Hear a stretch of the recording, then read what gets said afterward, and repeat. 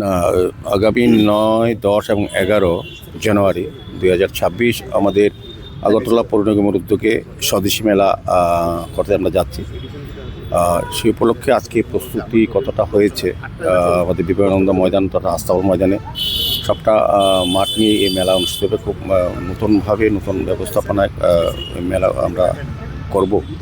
এখানে বিভিন্ন দপ্তরে আজকে আমাদের ডেপুটি মেয়র সহ আমাদের এমএসি মেম্বার এবং কমিশনার এসডিএম সাহেব এবং বিভিন্ন দপ্তরের আধিকারিকদের নিয়ে আজকে আলোচনা হয়েছে এবং আমরা মাঠ পরিদর্শনে এসেছি এবং তাদের মধ্যে আজকে যে যার যার ডিপার্টমেন্টে যে কী কতটা জায়গা প্রয়োজন সেভাবে আলোচনার ভিত্তিতে আমরা তাদের আজকে বলে দেওয়া হবে। সার্বিকভাবে আমি বলবো যে আমাদের প্রস্তুতি প্রায় চূড়ান্ত দিকে সমস্ত ডিপার্টমেন্ট থেকে। এর আগে আমরা মিটিং করেছি, আজকে প্রত্যক্ষ দেখতে এসেছি এবং তাদের সঙ্গে মত বিনিময় হচ্ছে। অন্যান্য ডিপার্টমেন্টে তাদের মতামত নেওয়া হচ্ছে।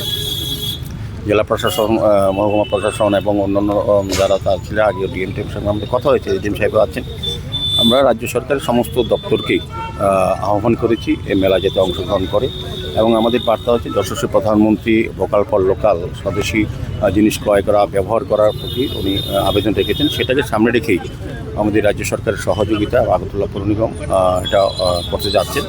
মূলত এই রাজ্যের উৎপাদিত দ্রব্যাদি বা স্বদেশী যে জিনিস সেটাই মানুষের মধ্যে তুলে ধরা হবে যাতে ব্যবহার করেন, ক্রয় করেন এবং সেটা আকৃষ্ট হন।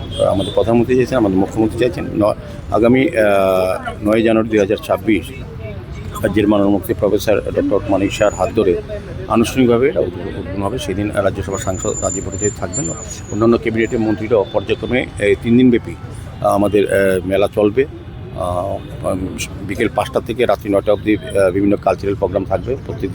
প্রত্যেক দিনই স্পিকার থাকবেন যে স্বদেশীর উপর আলোচনা রাখবেন এবং রাজ্যের ক্যাবিনেট মন্ত্রীরাও অন্যান্য যারা নেতৃবৃন্দরাও বিভিন্ন দপ্তরের কিছু চেয়ারম্যানগণ, বিভিন্ন দপ্তরের আধিকারিকরাও সবাইকে আহ্বান করেছে মেলায় এবং সার্বিকভাবে সারা আগরতলাবাসী, সারা রাজ্যবাসীকে নতুনভাবে একটা স্বদেশী মেলা উপস্থাপন করার যে প্রয়াস আমরা নিয়েছি, সেটার সাথে সফল হচ্ছে সহযোগিতা এবং অংশগ্রহণ আমরা আবেদন রাখছি।